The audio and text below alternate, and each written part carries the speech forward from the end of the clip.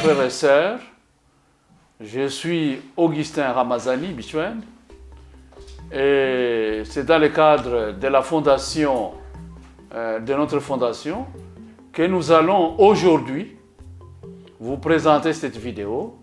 Et c'est une vidéo qui va parler de la sorcellerie. La sorcellerie comme frein ou moteur au développement.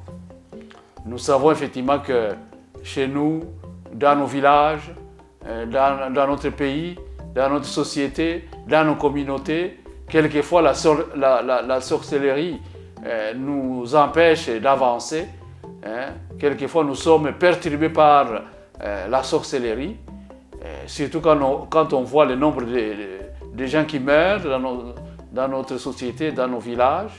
Alors nous allons effectivement vous parler des avantages et des inconvénients de la sorcellerie et pourquoi nous devons effectivement essayer de positiver par rapport à la sorcellerie, parler de la sorcellerie de façon positive. Alors j'invite notre journaliste, Master Diable Koumaya Floribert, de venir me poser des questions par rapport à la sorcellerie.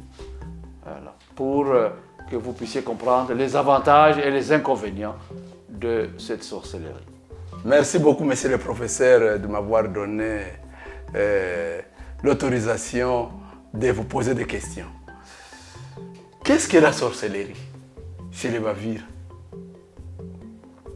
Peut-on la confondre au fétichisme ou à la magie? Très bien, c'est une très bonne question. Cette première question. La sorcellerie, d'abord, si on essaie de voir dans les dictionnaires français, les dictionnaires parlent de la sorcellerie comme la magie. La sorcellerie, c'est une pratique magique qui exerce des actions négatives sur les êtres humains ou sur les animaux. Oui. Ça peut être l'envoûtement, ça peut être les mauvais sorts, ça peut être la possession. Donc, on ne peut pas confondre la sorcellerie avec le fétichisme. Le fétichisme, selon les dictionnaires français, c'est la vénération des objets dans lesquels on met tout le pouvoir, on donne le pouvoir.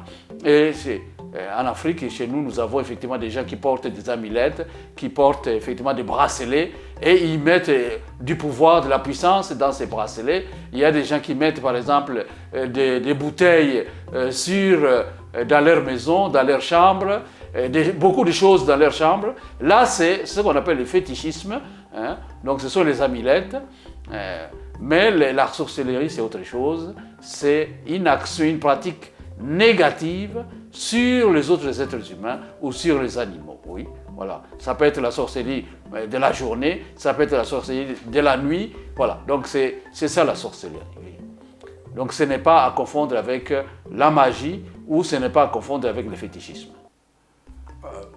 Oui, monsieur le professeur, est-ce que réellement chez Bavira, la sorcellerie existe réellement? Oui, cette question revient effectivement à rejoindre la première question, c'est-à-dire que la sorcellerie chez les Bavira existe. Et pas seulement chez les Bavira, mais aussi au Congo, dans plusieurs tribus ou ethnies au Congo, la sorcellerie existe. En Afrique, la sorcellerie existe, mais cette sorcellerie a une double dimension. Nous avons d'abord la dimension invisible de la sorcellerie et nous avons aussi la dimension visible de la sorcellerie. La dimension invisible de la sorcellerie, donc je peux donner des exemples. Par exemple, aujourd'hui on parle des Maïmaï depuis la rébellion et les Maïmaï utilisaient la sorcellerie. Ils utilisaient la sorcellerie parce qu'on voyait les Maïmaï qui allaient à la guerre, qui étaient puissants, et les balles ne les touchaient pas, on pouvait effectivement le fusiller, il ne mourrait pas, et on voyait les Maïmaï disparaître, on voyait les Maïmaï qui ne se fatiguaient pas, on voyait les Maïmaï victorieux grâce à la sorcellerie. Ça, c'est la sorcellerie invisible. Je peux aussi donner l'exemple de notre arrière-grand-père. Notre arrière-grand-père avait la sorcellerie. Il pouvait voyager sur le lac Tanganyika sans pirogue, sans moyen de transport. Et il se retrouvait facilement de l'autre côté du lac, au Burundi, et grâce à sa puissance sorcière. Ça, c'est la sorcellerie invisible. Nous avons aussi, par exemple, des gens qui viennent la nuit. Vous ne les voyez pas, vous êtes en train de dormir, ils viennent vous envoûter, ils viennent vous posséder, ils viennent vous jeter des mauvais sorts pendant la nuit. Ils entrent dans votre maison pendant la nuit et vous n'êtes pas conscient, vous ne le savez pas. Ça, c'est l'invisibilité de la sorcellerie. Mais dire que la sorcellerie n'existe pas, la sorcellerie existe. Il y a des aspects visibles de la sorcellerie. Les aspects visibles, c'est que on voit d'abord des gens qui meurent dans nos villages. On voit les villages disparaître. C'est-à-dire qu'il y a des gens, par exemple, qui meurent et une fois ils voient effectivement qu'il y a beaucoup de morts, ils quittent le village. Donc les villages deviennent de plus en plus vides à cause de la sorcellerie parce que les gens ont peur de la sorcellerie. L'autre aspect de la visibilité de la sorcellerie, c'est la sorcellerie peut être considérée comme aussi un empoisonnement. Si vous êtes empoisonné, on peut vous empoisonner à travers le repas, on peut vous empoisonner à travers la boisson, on peut vous empoisonner en touchant quelqu'un ou en donnant la main à quelqu'un ou en touchant la porte d'une chambre ou de la maison ou de l'entrée. Et ça peut effectivement vous conduire à la sorcellerie, mais aussi les effets invisibles de la sorcellerie, c'est ces manifestations quand quelqu'un est malade ou il est à l'article de la mort, et on s'est dit que les effets qu'il présente, ce ne sont pas des effets qui peuvent être guéris par le médicament moderne. Il faut qu'il aille voir soit le féticheur, ou soit le devin, ou soit le guérisseur, parce que c'est une maladie qui ne peut pas être guérie par la médecine moderne. Donc là, on se rend de plus en plus compte que la sorcellerie existe réellement parce qu'il y a des maladies qui sont provoquées par les hommes, qui sont provoquées par la sorcellerie. Voilà ce que je peux dire par rapport à cette question. La sorcellerie existe réellement dans nos villages, dans nos pays et dans notre communauté. Qu'est-ce qui motive les gens de devenir sorciers? Oui. Donc il y a plusieurs motivations pour devenir sorcier dans nos villages. La première motivation, je dirais, la pauvreté. Beaucoup de gens, à cause de la pauvreté, peuvent aller acheter la sorcellerie, croyant que la sorcellerie va les enrichir. Voilà la première motivation. La deuxième motivation, c'est que beaucoup de gens cherchent la sorcellerie pour pouvoir aussi se protéger. Une troisième motivation, on peut aussi recourir à la sorcellerie à cause de la méchanceté. Bouchombani, c'est-à-dire que à cause de la jalousie, de la méchanceté, à cause de pouvoir effectivement déstabiliser les autres dans le village ou anéantir les autres, montrer sa puissance, on peut aller chercher la sorcellerie pour faire le mal et non pas pour faire le bien. Voilà. Donc, il y a plusieurs motivations pour devenir sorcier dans le village et d'autres motivations, peut-être, est-ce que vous connaissez d'autres motivations? Pour devenir sorcier. Dans le village, oui. Par exemple, si vous avez une unité de pêche, oui. La vôtre ne gagne rien. Voilà. Pour votre collègue, copain, son équipe ou son unité de pêche gagne beaucoup. Oui. Là, on peut devenir aussi sorcier. Par exemple, encore si ton voisin, c'est sa femme qui met au monde plusieurs enfants et des beaux enfants. Ok. Mais vous, votre épouse, n'aimez pas au monde des beaux enfants ou des enfants intelligents. Voilà. Les gens là peuvent devenir des sorciers. C'est ça. Vous pouvez effectivement aller chercher la sorcellerie pour bloquer les autres. Voilà. C'est-à-dire que si votre équipe ne réussit pas effectivement à avoir beaucoup de poissons, donc vous allez bloquer les autres parce que les autres, vous êtes jaloux des autres qui capturent beaucoup de poissons. Il y a aussi effectivement la question des enfants que vous avez dit. Il y a aussi la question des richesses. Les autres sont riches, vous êtes pauvres. Vous êtes jaloux de ces autres-là qui sont riches. Hein? Les autres ont des enfants, vous n'avez pas d'enfants et vous voulez tuer les enfants des autres ou bloquer les autres pour que les autres ne puissent pas effectivement continuer à avoir les enfants. Donc il y a plusieurs motivations. Les autres ont construit des maisons dans les villages. Vous ne construisez pas une maison. Vous pouvez aller effectivement chercher la sorcellerie pour empêcher aux autres de construire leur maison. Voilà, il y a plusieurs motivations. Il y a les autres qui évoluent dans les commerces. Vous pouvez aller chercher la sorcellerie pour empêcher les autres de continuer effectivement à réussir dans leur métier de commerce, dans leur profession. Voilà. Donc il y a plusieurs motivations pour recourir à la sorcellerie. Oui, il y a plusieurs motivations. Je vais donner un autre exemple. Oui. Par exemple, là chez nous à Makobola, Oui. il y a certaines personnes Oui. qui n'arrivaient même plus à construire Oui. ou à construire une maison en tôle, Voilà. Oui.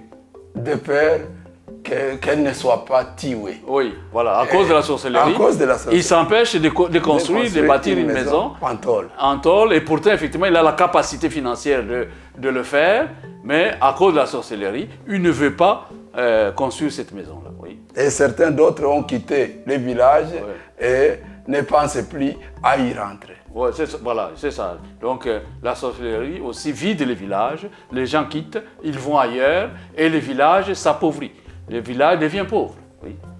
Monsieur le professeur, maintenant, à quel moment peut-on dire que la sorcellerie est un frein au développement? La sorcellerie est un frein au développement parce qu'effectivement, la sorcellerie vient d'abord.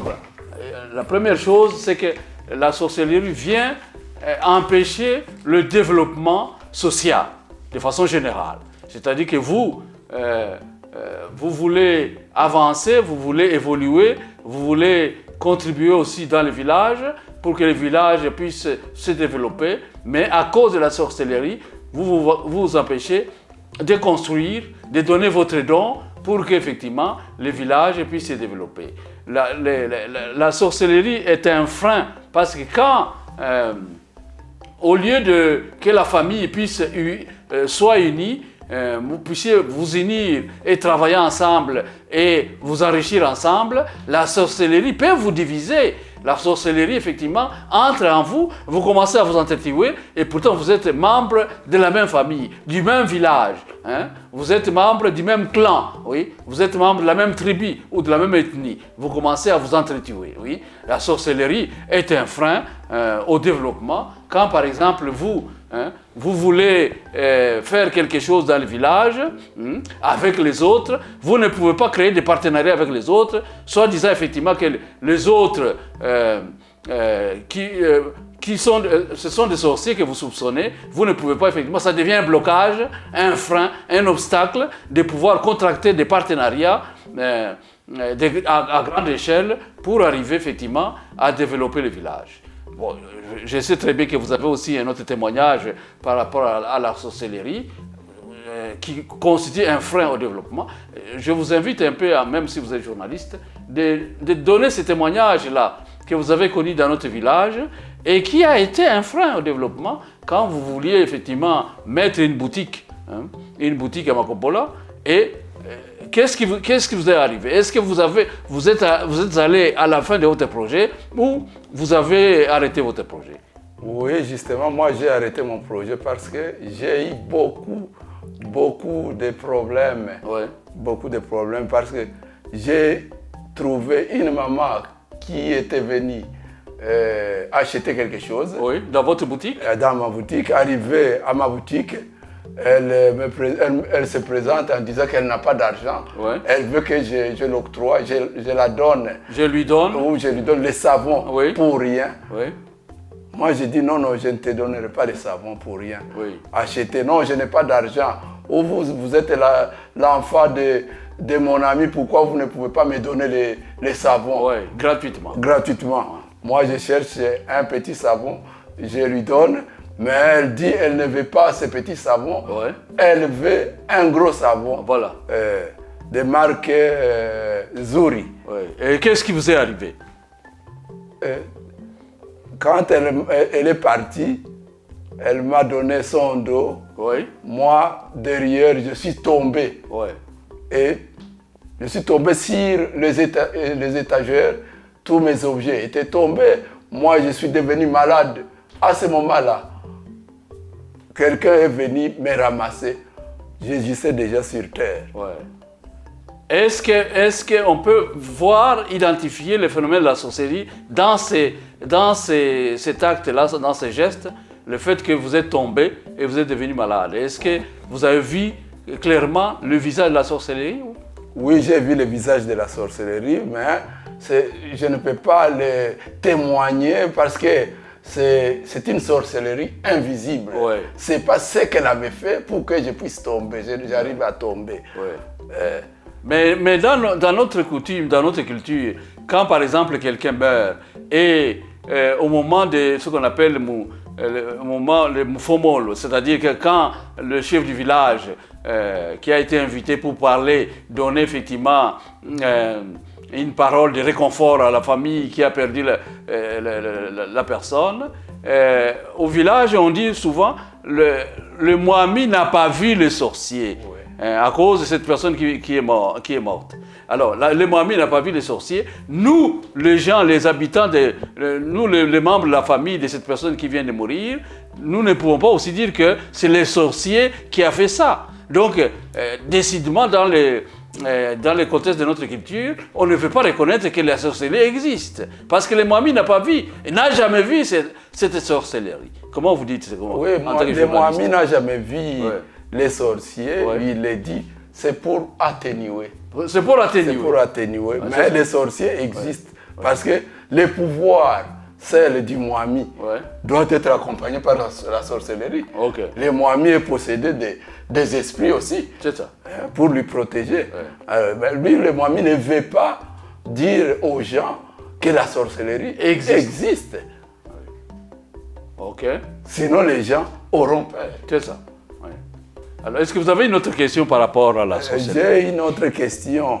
Et à quel moment peut-on dire aussi que la sorcellerie est un moteur au développement? Voilà. La sorcellerie est un moteur de développement parce que ce que nous voulons dire, ce que nous voulons montrer dans cette vidéo, que la sorcellerie, c'est une valeur africaine. La sorcellerie, c'est un phénomène d'intelligence africaine. La sorcellerie, ça fait partie de notre culture. Nous ne pouvons pas rejeter la sorcellerie, mais nous pouvons quand même utiliser la sorcellerie dans le sens positif. C'est-à-dire la sorcellerie qui vient nous développer, qui vient renforcer notre puissance. Par exemple, on peut recourir à la sorcellerie pour protéger sa famille. On peut recourir à la sorcellerie pour aider effectivement notre village à ne pas être envahi par les ennemis.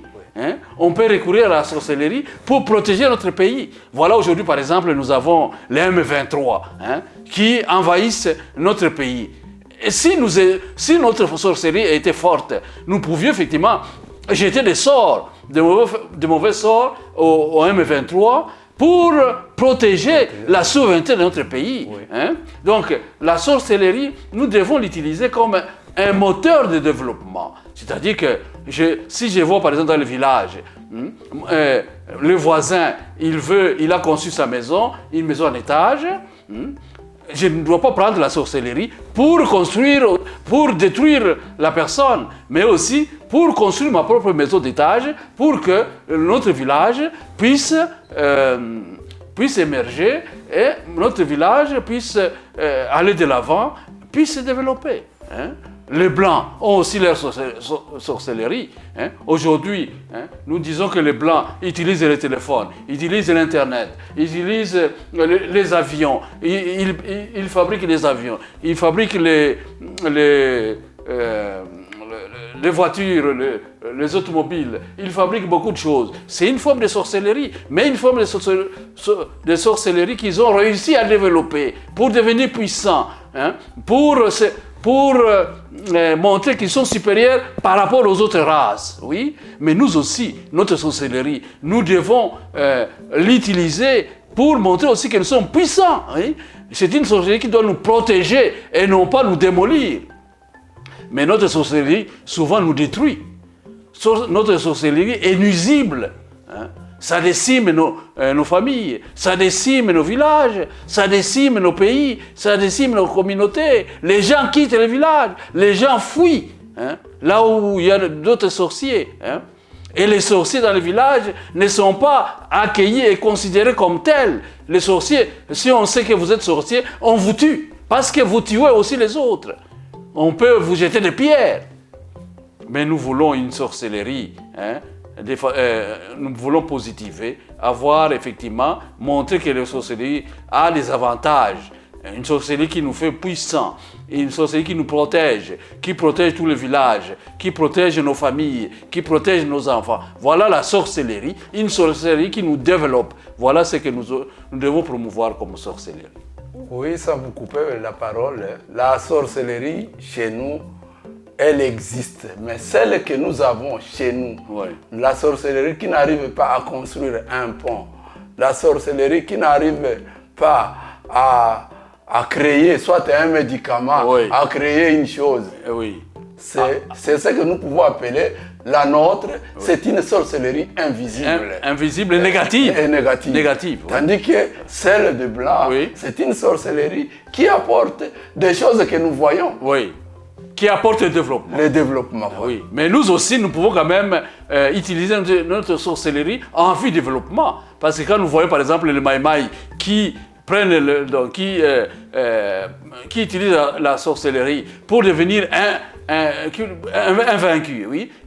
Donc ils vont à la guerre, hein, ils tuent l'ennemi, oui. Ça c'est une sorcellerie positive, oui. C'est une façon positive de pouvoir utiliser la sorcellerie, oui. Donc, nous devons promouvoir de plus en plus une sorcellerie positive qui nous protège, qui nous aide à construire, qui nous développe, qui nous aide à devenir riches, à devenir puissants, à protéger notre pays, à protéger notre souveraineté politique. Voilà la sorcellerie que nous devons promouvoir. Oui. Est-ce que vous avez une question par rapport à la sorcellerie? C'est une bonne chose dans notre culture. Dans notre culture, la sorcellerie est une bonne chose si nous l'utilisons dans le sens de pouvoir protéger la vie, dans le sens d'augmenter la vie, dans le sens de pouvoir de faire tout pour que cette vie puisse croître, dans le sens de nous aider à vivre le plus longtemps possible. Vous voyez par exemple, avec les médicaments, que ce soit les médicaments traditionnels ou les médicaments modernes, ça aide les gens, ça allonge la vie des gens. C'est cette sorcellerie dont nous avons besoin et non pas la sorcellerie qui vient détruire. Hein? Nous n'avons pas besoin de la sorcellerie qui vient détruire. Nous n'avons pas besoin de la sorcellerie qui vient exterminer tous les villages. Oui, oui, prenons, j'ai un tout petit exemple. Oui. Là, chez nous, la sorcellerie que nous avons vécue, oui. Elle était réellement pour protéger la famille. Oui, voilà. Oui. Mais si quelqu'un vient toucher à la famille, oui.